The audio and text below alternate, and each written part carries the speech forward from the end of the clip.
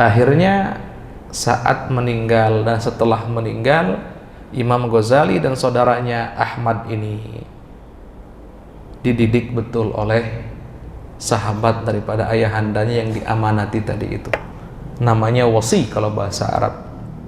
Diamanati untuk mendidik anak. Sampai belajarnya belum tuntas, sudah habis itu hartanya. Habis hartanya. Tidak tersisa, tidak. Akhirnya berpikir ini sahabat ayahnya yang diamanati Imam Ghazali dan saudaranya ini, bagaimana caranya supaya terus belajar. Sisi lain, bagaimana caranya supaya tidak kelaparan mereka berdua ini. Akhirnya setelah habis harta ayahanda Imam Ghazali,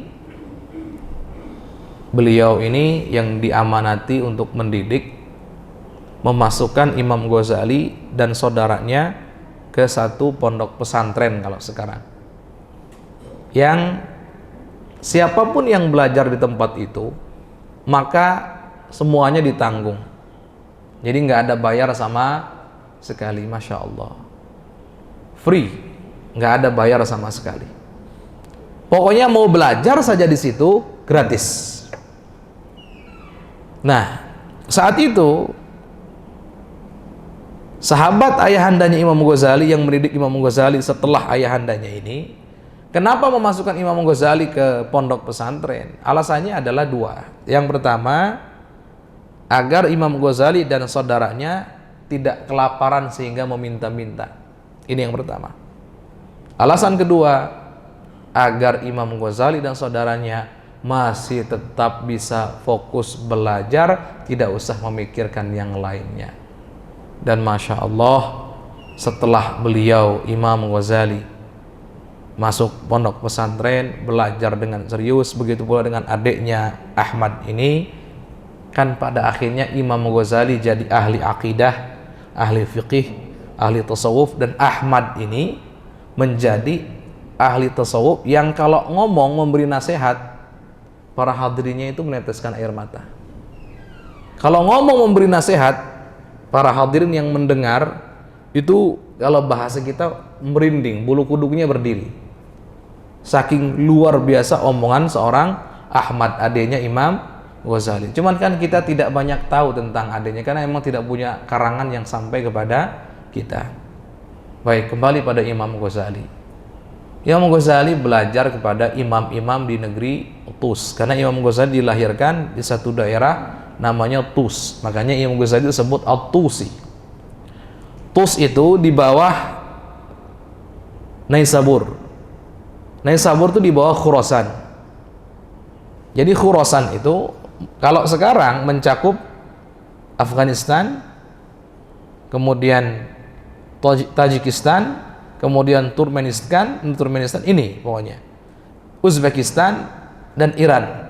Ini negara-negara yang dulu disebut dengan Khurasan. Dulu sebutannya satu, Khurasan, selesai. Negara-negara ini nih, Khurasan ini. Imam Ghazali dari Khurasan di mana? Di Naisaburnya. Naisabur itu di mana? Kalau sekarang di Iran, kalau sekarang. Naisaburnya di mana kecamatannya? Atau kotanya atau kabupatennya? Ada di Tus. Dan Tus itu ada dua, ada Tabaran, ada Nuqan, ada dua. Imam Ghazali yang di Tabarannya. Maka siapapun yang saat ini punya keinginan berziarah pada Imam Ghazali, silahkan pergi ke negeri Iran sana. Di sana ada sebuah daerah namanya Tus, lebih tepatnya di Tabaran. Zaman dulu daerah namanya Tabaran, disitulah Imam Ghazali dikebumikan. Di situ Imam Ghazali dikebumikan. Jadi zaman dulu Iran itu tempatnya Ahlussunnah wal Jamaah, bukan seperti sekarang menjadi negara Syiah. Dulu tidak, Ahlussunnah wal Jamaah. Baik, Imam Ghazali ini dalam hal melakukan perjalanan menimba ilmu unik. Orangnya tidak pernah kenal lelah. Beliau belajar di ulama TUS sampai benar-benar ahli di bidangnya.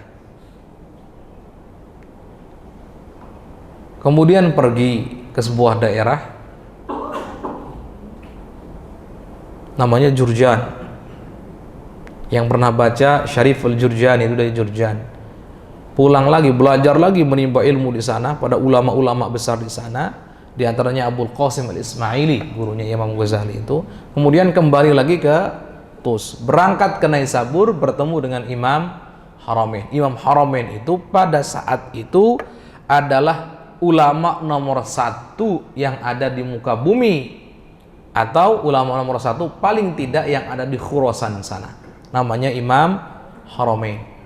Disebut Imam Haramain kenapa? Karena pernah tinggal di Mekah dan pernah tinggal di Madinah, di sekitaran Mekah dan Madinah. Makanya sebutannya Imam Haramain. Padahal sebetulnya lama tinggalnya di mana? Di Khurasan, di Naisabur, mohon maaf. Khurasan, Naisaburnya. Dan Imam Haramain ini beliau adalah pimpinan dari Madrasah Nizamiyah. Madrasah Nizamiyah ini, para hadirin semuanya, adalah madrasah ahlu sunnah wal jamaah yang menghidupkan ilmu ahlu sunnah wal jamaah. Dari sini madrasah nizamiyah ini. Bahkan kalau sampai detik ini ahlu sunnah wal jamaahnya kita semua terjaga, itu ada jasanya madrasah nizamiyah Imam Haramain yang punya murid sekelas Imam Ghazali, dan begitu seterusnya. Jadi justru munculnya awal-awal ahlu sunnah wal jamaah menjadi kuat dan punya lembaga itu mulai dari madrasah nizamiyah ini. Maka jangan remehkan namanya pondok pesantren. Ini penting sekali untuk pendidikan akhlak dan seterusnya. Ini pondok pesantren yang bisa melahirkan orang semacam Imam Ghazali. Imam Ghazali ini kata gurunya, Imam Ghazali ini adalah bahrun mughdiq, laut yang sangat kaya yang bisa memberikan hasil panen luar biasa untuk para nelayan. Siapa itu? Imam Al-Ghazali. Imam Ghazali itu punya kelebihan, kalau ngedenger sesuatu dari gurunya langsung ngerti.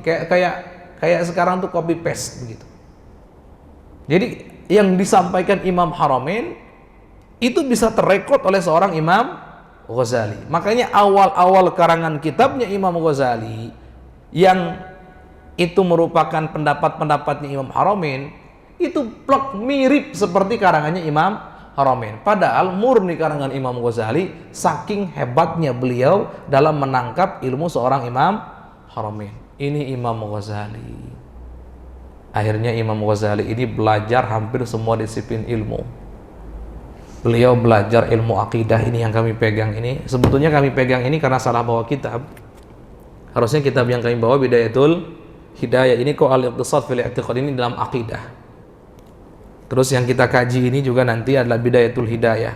Bidayatul Hidayah ini mengajari kita, singkat kata Imam Ghazali, Masya Allah, setelah menjadi murid Imam Haramain dan dibentuk oleh Imam Haramain menjadi ulama besar, ada fase dalam kehidupan Imam Ghazali yang dimana beliau itu sampai dianggap oleh orang-orang, wah kayaknya kena sihir nih Imam Ghazali.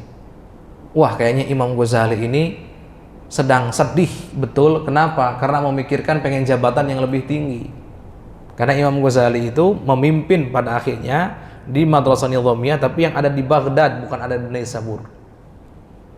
Kenapa kok sampai orang-orang berkata begitu? Karena Imam Ghazali nggak bisa ngajar lagi, lisannya nggak bisa terucap, dan nggak mau ketemu orang waktu itu.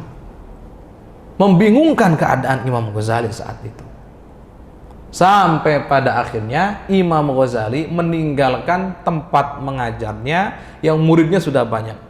Bapak-bapak, Imam Ghazali itu kalau ngaji yang hadir itu 500 ulama besar pakai imamah besar itu. Oh ini juga banyak ini, Masya Allah orang-orang soleh. Tapi kelasnya Imam Ghazali itu ulama besar. Sudah ulama besar 500 orang. Duduk semuanya fokus mendengarkan Imam Ghazali. Allah. Imam Ghazali ini sudah luar biasa. Ini Imam Ghazali. Tapi semua ditinggalkan sama beliau. Kenapa ditinggalkan? Ternyata beliau itu, Imam Ghazali ini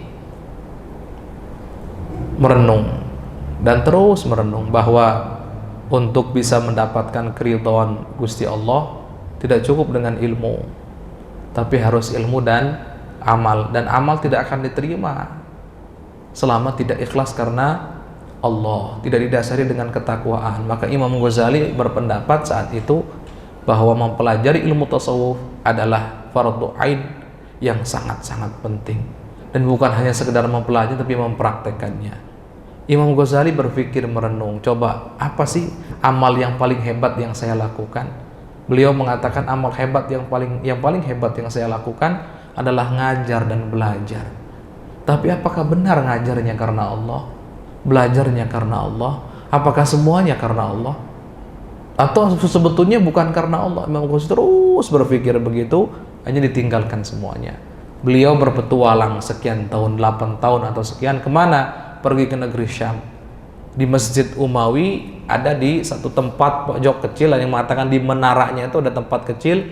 Imam Ghazali tinggal di situ selama bertahun-tahun, hanya untuk apa? Mendekatkan diri kepada Allah Subhanahu wa ta'ala. Nggak mau ngajar, nggak mau, tapi ibadah betul, fokus ibadah, membersihkan hatinya.